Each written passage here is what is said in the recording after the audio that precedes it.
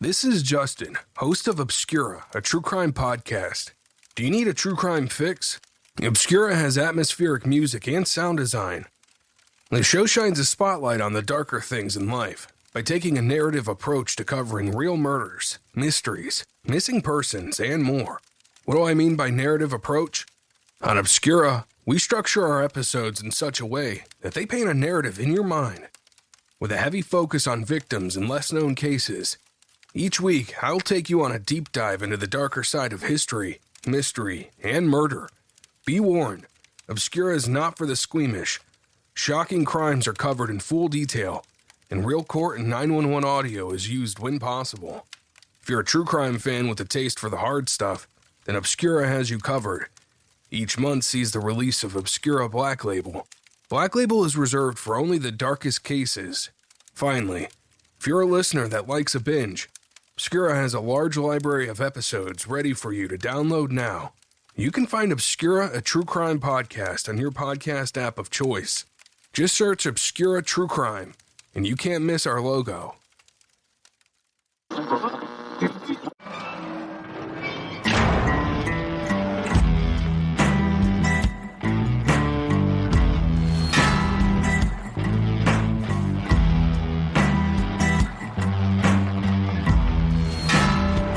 I walk a straight line, shackled and chained. Oh, gruesome Gertie is calling my name. There is no mercy in this penitentiary. Just ask the Hill String Gang or Angola 3.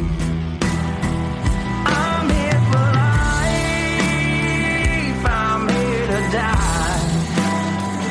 inside these walls, inside the wire. And when the wolf cries, I know it's over. Oh, bloody Angola. Oh, bloody Angola.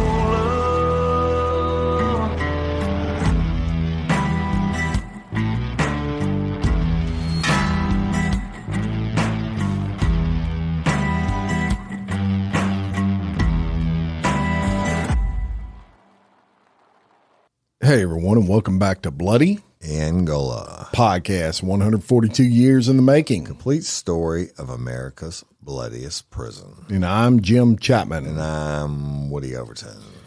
And Woody, tell us what we're talking about today. Well, y'all, this might be a little controversial, Jimbo, because we're no stranger to that. Yeah, and once again, well, we'll say SWIM, or I don't even know what the acronym would be for you finding this shit, but it says confidential, and we always told you we're going to bring you different stuff, and I think this is fascinating because, of course, I'm always fascinated with the death penalty and everything else that happens.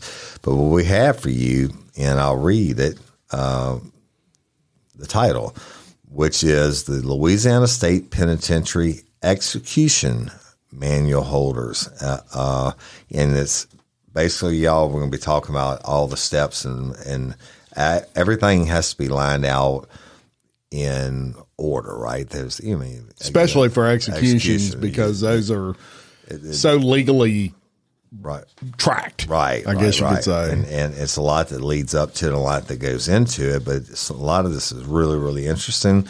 Some of it we're going to skip over because it's just self-explanatory, but it says confidential. Now, evidently, it's not that confidential because it's on the internet, right? So it's not like we broke into Angola and stole their shit, y'all. Right. It came off the internet, and very interesting. So let's start with the executions, and we're not going to give all the phone numbers for the people that are on the teams we won't and put everything that else. out there. But there's chain of command in the execution. Of course, the governor has the final say so, and under him, his general counsel and his public PIO, public information officer. Under that, you have the Secretary of the Department of Corrections and Deputy Secretary, Chief Operations, their General Counsel, Director of Communications. Then it goes down to the Warden of Angola and Deputy Wardens and the Deputy Warden Security and Programming. Then it goes down to Public Information Officer. Naturally, they have to, deal with the media and all that. And then victim witnesses and inmate witnesses, because you get to have both sides and they're sitting on opposite sides of the room. And of course, under the Deputy Warden Security is the execution team and then the Sheriff of West Feliciana Parish. Why would you ask for that? Because technically it is a homicide, but the state of Louisiana is doing or carrying out the homicide. So, again,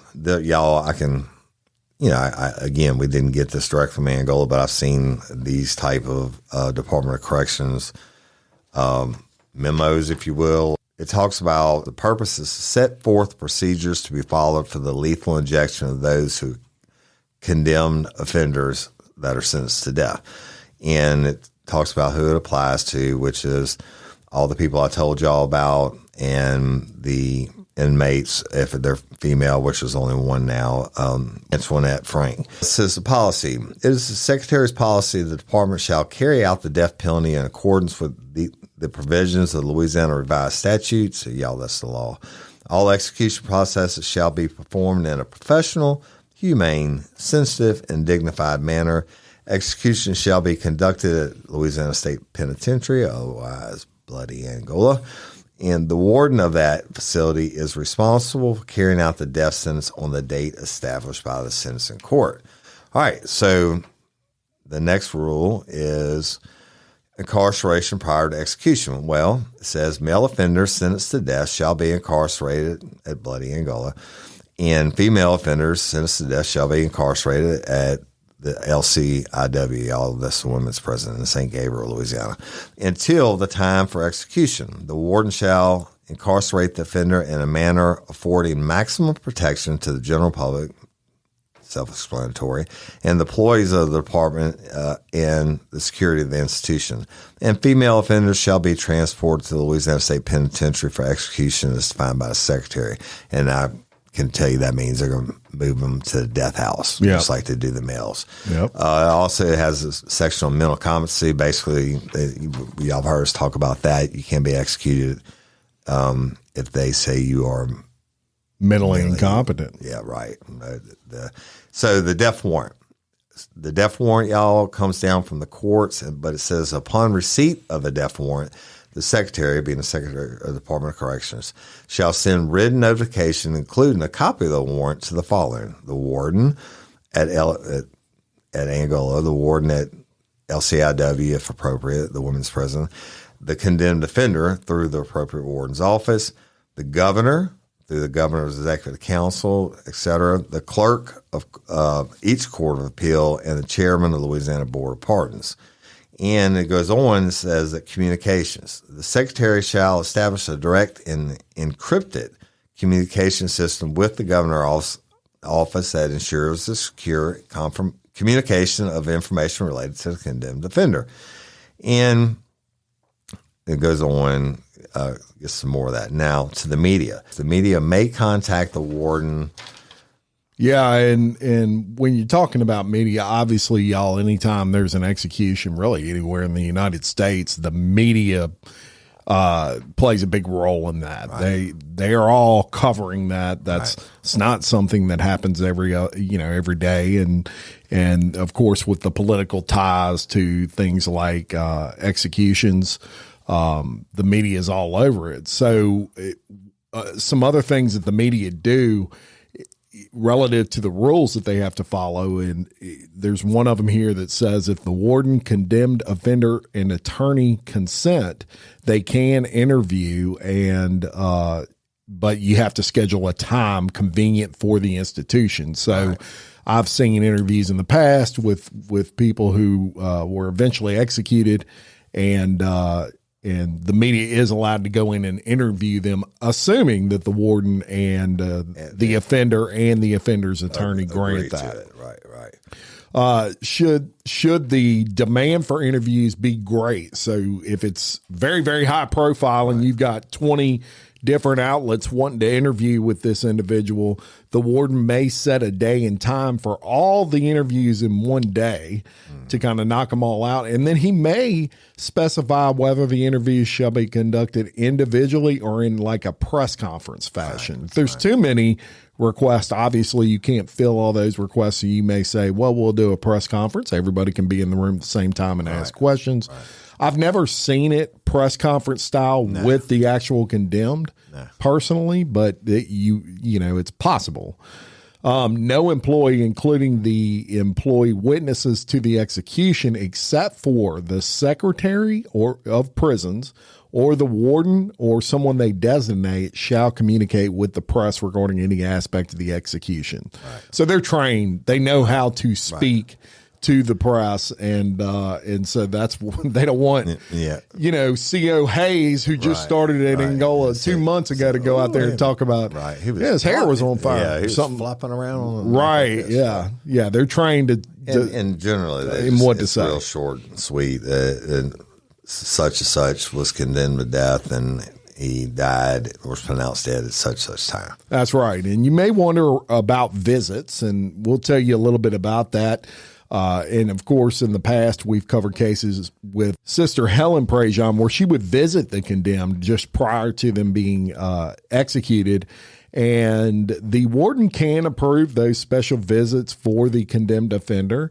The condemned offender shall not be required to visit with non-staff visitors that the condemned offender doesn't wish to see. So if it's a family member that maybe he's estranged from and they want to see him, he can say no, and you can't make him, right? So the condemned offender also shall be allowed visits with family, friends, and private clergy as approved by the warden.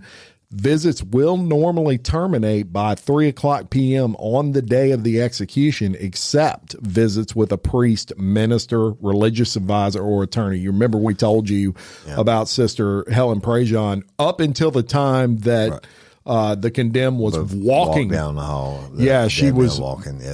She was. They'll let them sit and pray with him, and they'll take them out and put them in the room, and then they do the death walk. That's right, and so there's a lot that goes into when someone is, say, 30 days out from an execution. There's a lot that goes into that. The execution team, as they call it, begins conducting training exercises. They actually drill, where they're going to strap them down to apply. If you're doing lethal injection, like in Angola's case. And they'll have a correctional officer that plays the part of the inmate, and they come in, more commonly referred to as a tie-down team that amongst correctional officers, and they know exactly what they're doing. Each person has a certain area to grab and everything else. Yeah, and they also have a minimum of once per week that they drill that from 30 days out all the way up. So they should have 4 drills or training exercises prior to that actually taking place. And then 14 calendar days prior to the scheduled execution, the Secretary of Prison shall give either written or verbal notice of the date and time of the execution to the victim's parents or guardian, spouse, and any adult children who have indicated they desire such notice. The named party shall be given the option of attending the execution. Within 3 days of receipt of notification, the named party shall notify the Secretary's office, either verbally or in writing, of their intention to attend. So they send out those notices at least 2 weeks prior to that execution.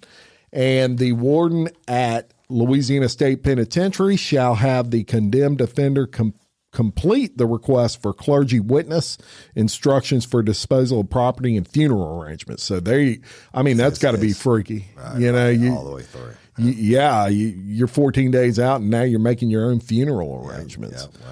Now, approximately 10 days prior to the scheduled execution date, the warden shall notify the following individuals of the date and time of the execution: the Louisiana State Police, the West Feliciana Parish Sheriff, the West Feliciana Parish Coroner, the condemned offender's clergy representative, and the secretary shall select media representatives, basically those in the media that are allowed to be in to witness that execution. Right.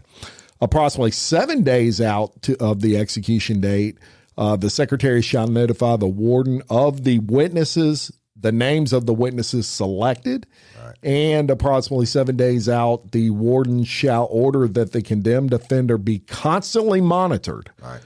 A log, get this, y'all, this is very interesting. A log entry must be made every 15 minutes that must include movement, mood changes, meals served, showers, telephone calls, etc. Yeah.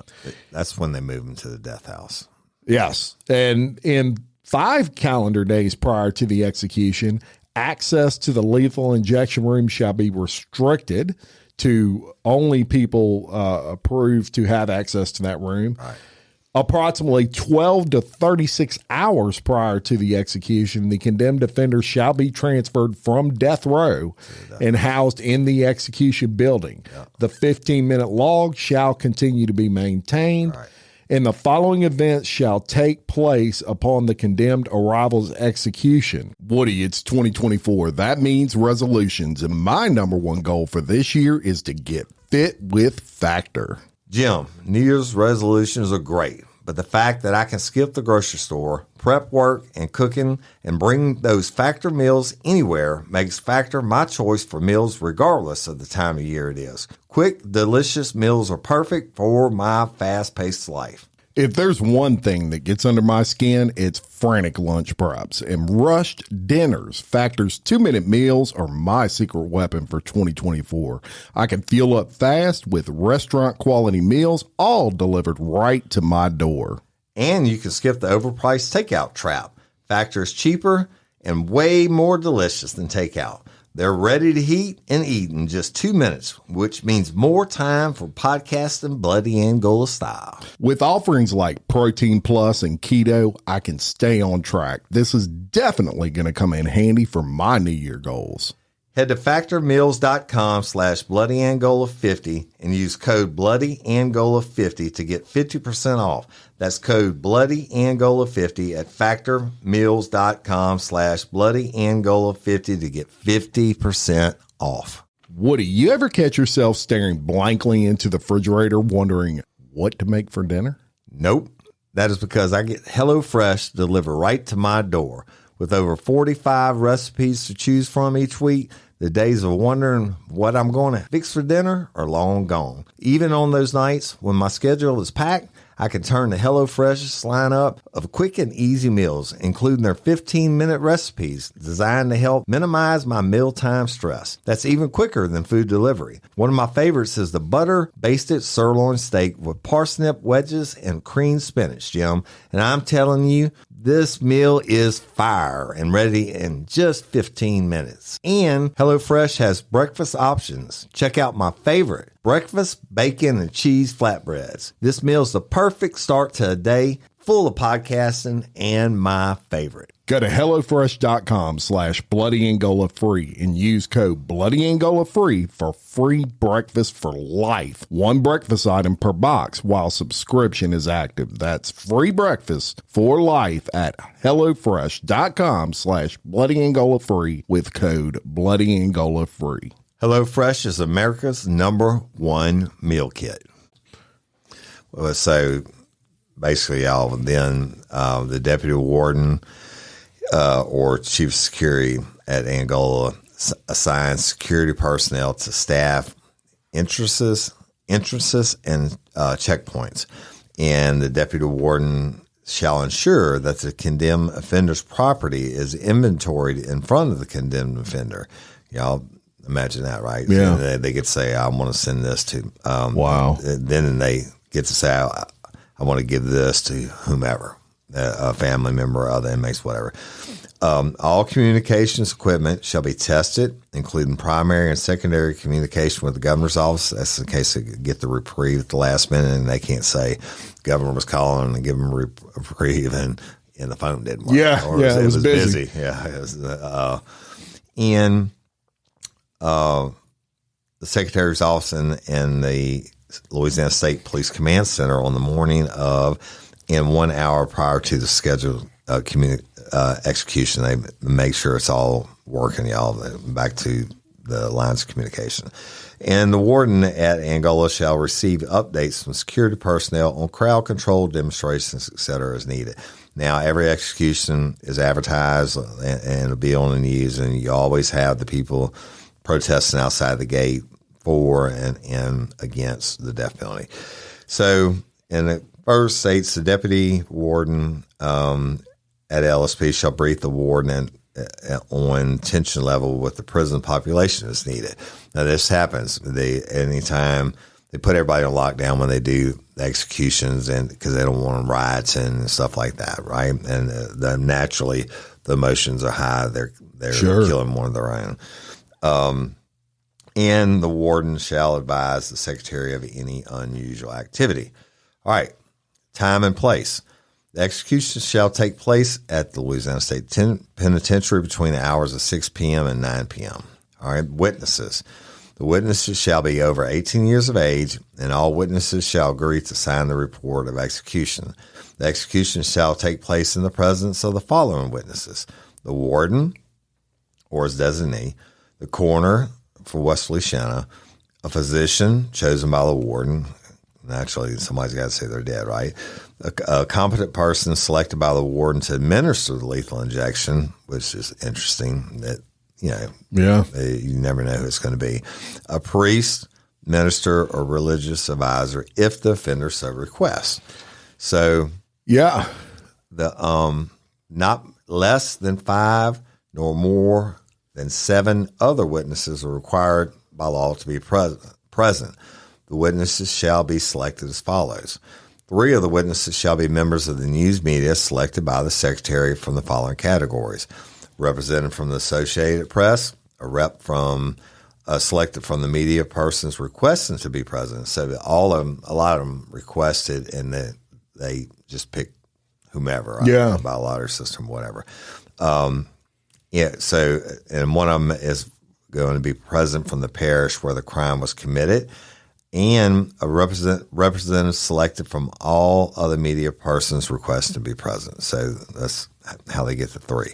These witnesses must agree to act as pool reporters for the remainder of the media present, meaning they have to share their shit, y'all, and meet with all media representatives immediately following execution. That's where the press conference comes in. And up to 2 witnesses may be victim relationship witnesses. If more than 2 victim relationship witnesses desire to attend the execution, the secretary can select from the interested parties the 2 victim relationship witnesses who shall be authorized to attend. So basically, it's the same amount, but a whole bunch of the victim's family members want to. The Secretary of the Department of Corrections gets to choose who it is, right? And the remaining witnesses shall be selected by the secretary. So witnesses are not required to be citizens of the state of Louisiana, and all persons selected as witnesses shall sign that same agreement by witnesses to the execution prior to being put in the execution room, all right? So what happens? The execution team. The warden at Angola shall appoint and remove all members of the execution team at his discretion. The execution team shall consist of the warden of the Angola, an escort team consisting of an escort team leader, and at least 6 additional members, and an IV team, very important, consisting of an IV team leader and a single IV team member. So, yeah, and we'll get into that. So the escort team is all correctional employees with the training and experience of escorting secured offenders on behalf of the department. So you got, look, they're escorting you to the death chamber. Right. And there's all kinds, you might freak out. Even though they select them, they have to volunteer to be selected. They're just not picking Sally Sue out of the tower and saying, you got to be on the escort team. Yeah. And they have specific training for that. Right. And then the IV team, You have an IV team leader and an IV team member, and they shall be individuals with at least 1 year professional experience in the following specialty areas. 1, phlebotomist, 2, emergency medical technician, 3, paramedic, or 4, military corpsman with training in phlebotomy. So the members of that IV team must remain certified in their profession and must fulfill any continuing education requirements of their profession. So they're not just, again, letting someone from the guard shack go down there and inject or push a button or however.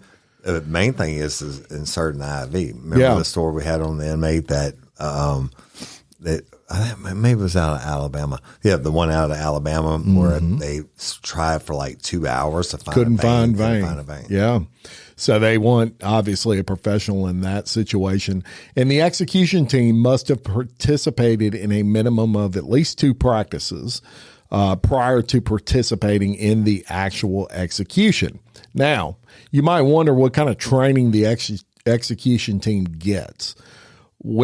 So we're going to give you a little bit of their training schedule. When no execution date has been set, okay, so there's no executions on the books to be held, the members of the execution team shall train at least once every 6 months at a time established by the warden. The escort team and the IV team may train independently of the other members of the execution team. When the execution date has been set, the execution team shall train at least weekly at times established by the warden. So if you're 30 days out, like we said, you're going to get 4 training sessions before the actual execution. Training required. In addition to other qualifications, the execution team shall train as a whole when the training schedule requires weekly training. Members of the team shall participate in training as a unit and in one or more drills with all members enacting their individual responsibilities. Right. And I hate to equate it to like a NASCAR pit crew, but they get it down to where it's seamless.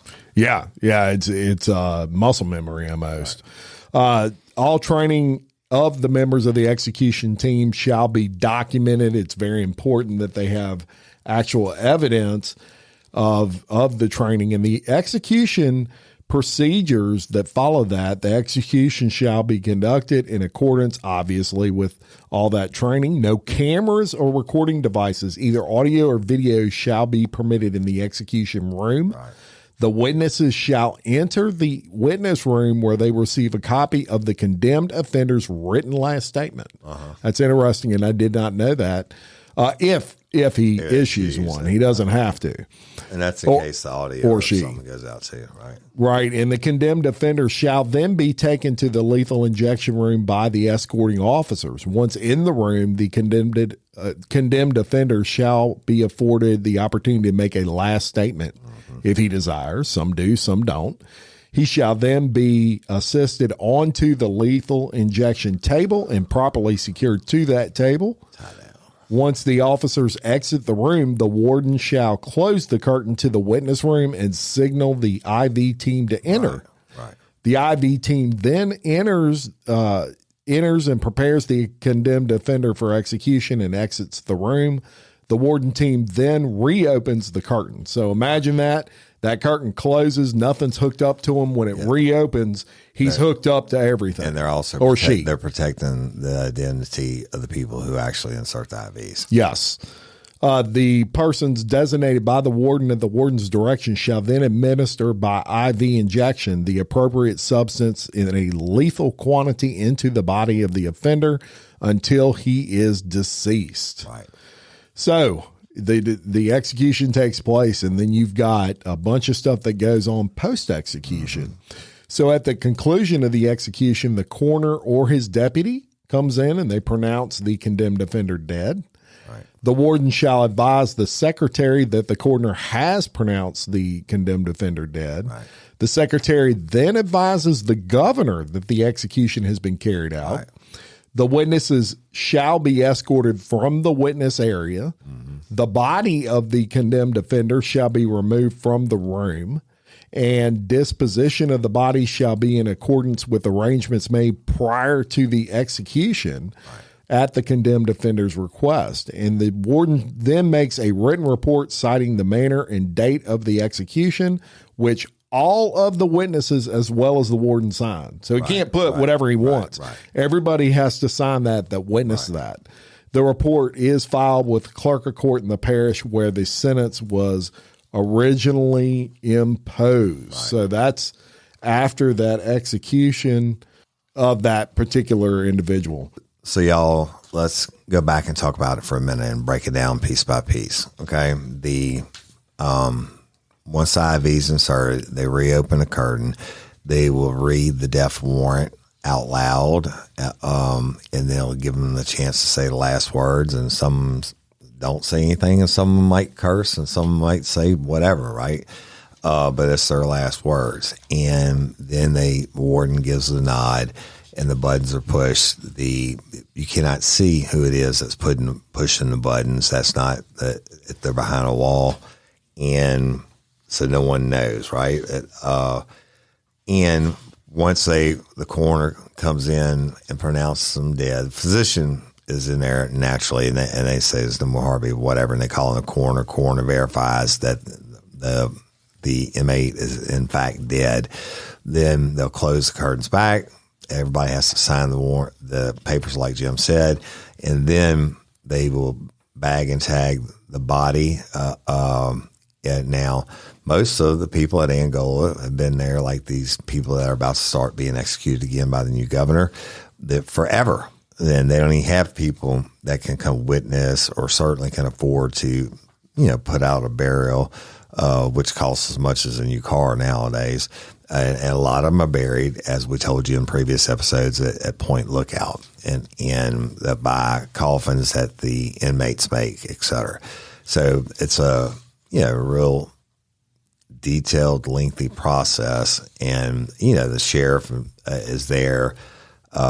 Everyone's there, and they make everyone sign it so that nobody can come back later on and say, oh, it was cruel and it was unusual, or, y'all did this and you disrespected him in this way or whatever. Right. And certainly, you're going to expect, and this happens in executions all over the country where they protest the death penalty. Right. Anti-death penalty. And you're certainly going to have that there at the facility. And there's actually a place for those people to stand outside and just as well as the ones that are pro-death penalty. That's right. And they keep them separated, all outside the front gates of Bloody Angola. And they'll come out at some point and say the execution is complete, and then they passed at whatever time the coroner calls it. And that's another reason a coroner comes in. Physician can say no longer breathing, no longer has a heartbeat. Coroner has to come in and say, okay, then he's officially dead at 6:07 p.m. or whatever. Right, and that's what goes on the death certificate too. Yeah. At the time. Yeah. Pretty wild stuff. And, you may wonder, well, what if it's a woman because they house those at Louisiana Correctional Institute for Women, LCIW, as it's known. And just quickly, those offenders, everything is pretty much the same as far as procedure, except for when those female offenders receive that death sentence and they're incarcerated at LCIW, they house them in a block known as the Leo cell block at LCIW. And on the day of the execution, that's actually when they transfer them to Louisiana State Penitentiary. So they actually got to take that bus ride, which has got, I'm sure agonizing. Right. Yeah. Because that's going to be your last ride for all intents and purposes. But outside of that, pretty much the process stays exactly the same. Now, something that is interesting is the amount of paperwork involved in one of these things. They actually have, and I have copies of when death warrants are signed. For example, I have one here this is when Bobby Jindal was governor of Louisiana. And just to tell you what they say, it says, Dear Governor Jindal, in accordance with, and they read the revised statute, please find a enclosed copy of the original death warrant. This warrant was signed by Judge insert judge's name on insert date, and the execution is scheduled for insert date, and will advise you of any updates. So they send that out to make sure the governor knows, because at that point, only the governor can stop that execution. So definitely he needs to be made aware that it's going to take place. In addition to that, they have papers that they send out to the warden at the penitentiary, at Louisiana State Penitentiary at that time, with what we told you, clergy requests, funeral arrangements, all those sorts of things. You do, state government has a shit ton of paperwork, and I can especially in a situation like this, like this. The ultimate, right? Yeah, you don't want to drop the ball on having all your ducks in a row. And the reason they have all these forms is because in the past something's been messed up or something's been challenged. And, you know, here in the state of Louisiana, and I know we've talked about this before, and Woody's talked even a little bit about this on Real Life, Real Crime, but with the new leadership at governor in the state of Louisiana, being such a focus on crime, with this new governor, and, you know, you're going to probably see those executions rolling through at a high rate. It's coming. And Alabama just successfully completing the first one, pure nitrogen. Anyway, the Louisiana is now looking at that as a possibility also, as are several other states. And some other states have already approved. They just hadn't used it yet. But Jeff Landry was the Attorney General, y'all. You have to keep this in mind. It's not a political show, but the Attorney General, being the top law enforcement officer in the state, he knows every one of these cases. He's seen them. He's read them. His people have briefed him on them, and he knows the true horror and the evil in it.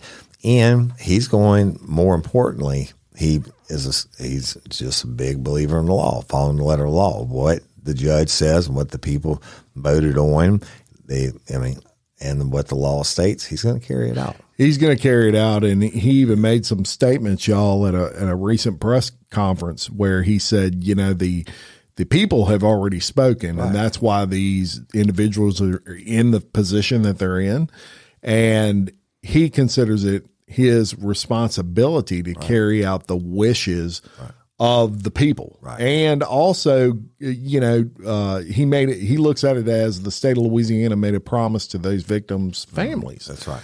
And I'm not going to break that promise. Right. Another thing is he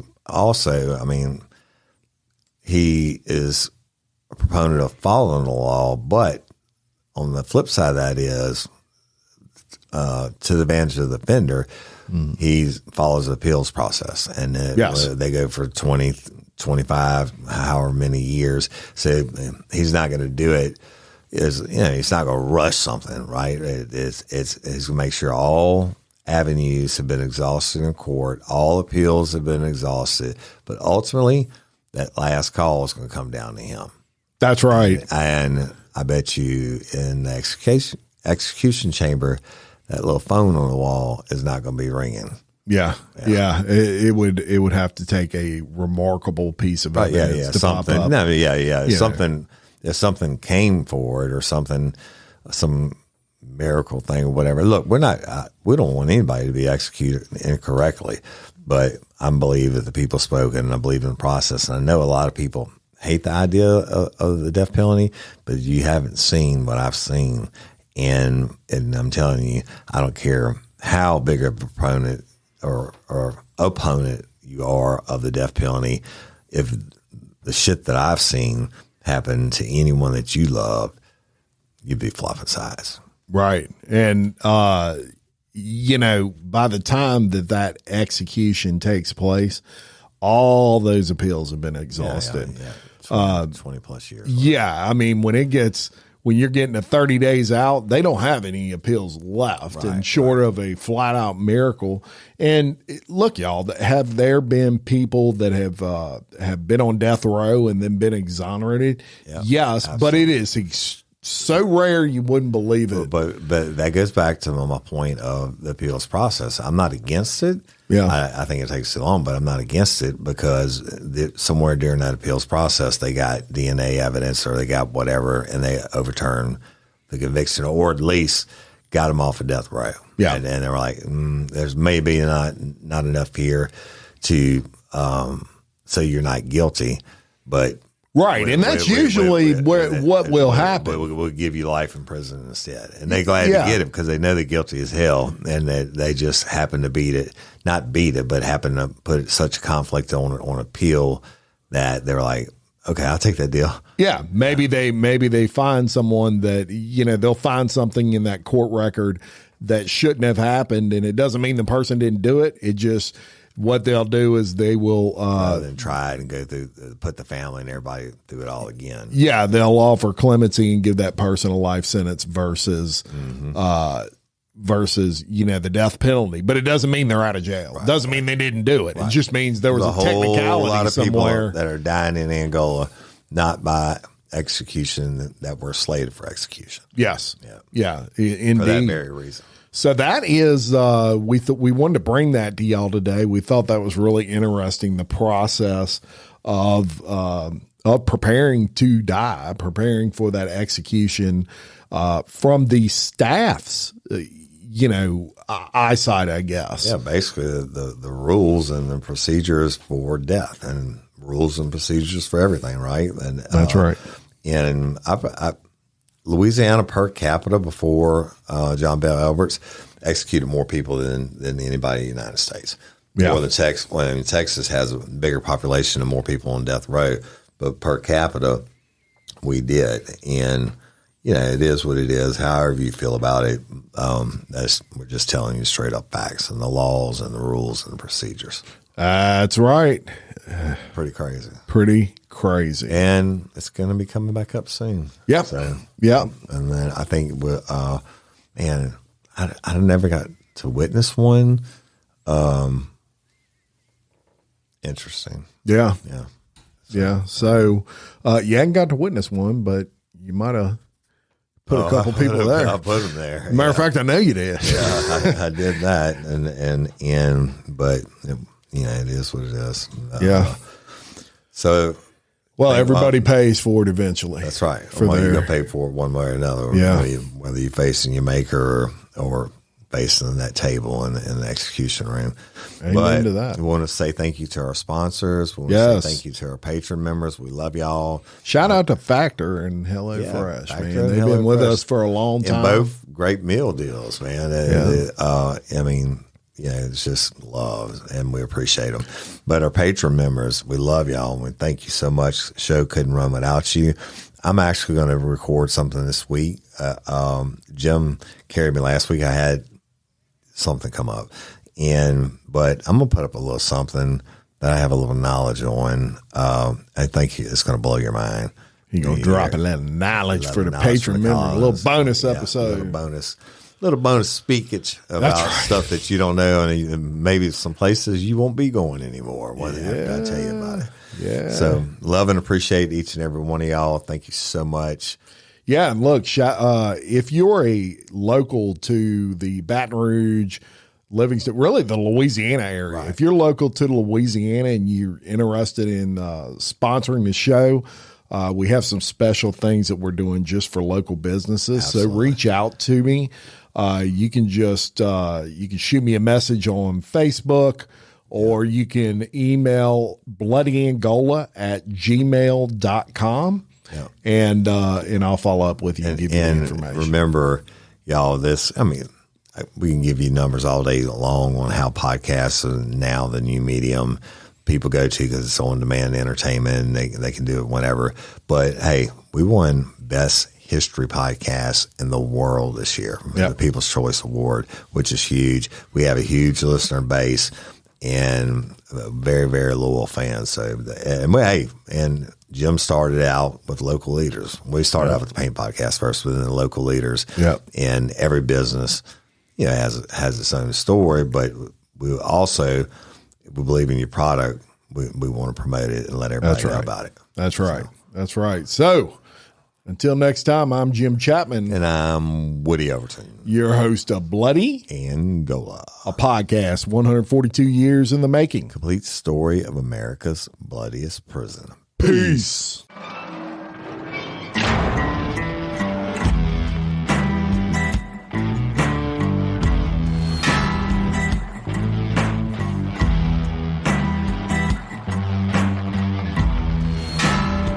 I walk a straight line, shackled and chained.